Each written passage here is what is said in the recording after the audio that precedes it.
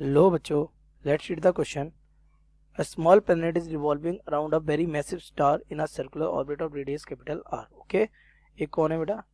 Small planet revolve कर रहा है, ठीक है, इधर around a very massive star. Okay, there is a star का circular orbit of radius capital R. Okay, with a period of revolution capital T. कितने revolution? Capital T के साथ. If the gravitational force between the planet and the star पर proportional to R to the power minus 5/2. इस case में gravitational force थोड़ा सा different है, बाकी सब सही है according to Newton's law, but the distance relation is given by r to the power minus 5/2. Okay, then t would be proportional.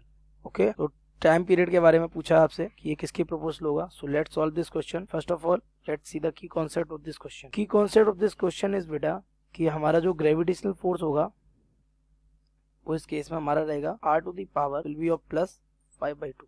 Y? क्योंकि ये डायरेक्टली प्रोपोर्शनल माइनस 5/2 के, तो इनवर्सली प्रोपोर्शनल हो जाएगा किसके? आर टू द पावर 5/2 के. Okay, so r force will become G capital M small m upon r to the power 5/2.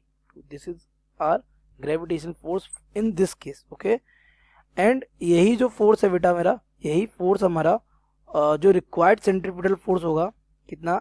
m v square by r, और इसी को हम बोल सकते हैं m r omega square. Okay, तो वही हमारा जो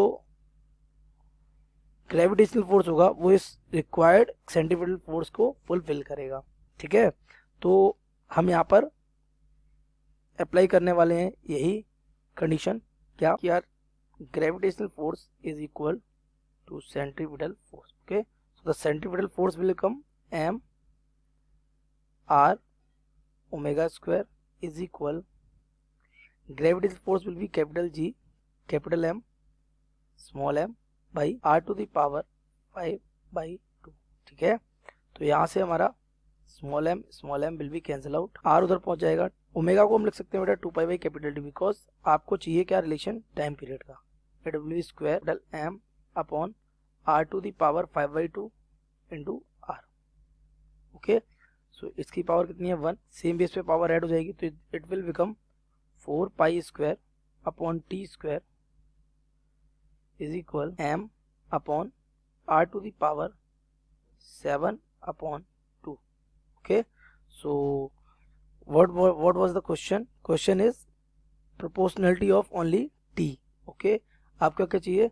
t किसके प्रोपोर्शनल है? r के केस में. ओके, t r पर किस तरीके से प्रोपोर्शनल. तो यहाँ से अगर हम t स्क्वायर देखें बेटा, तो t square will be equal to 4 pi square r to the power 7/2 upon gm.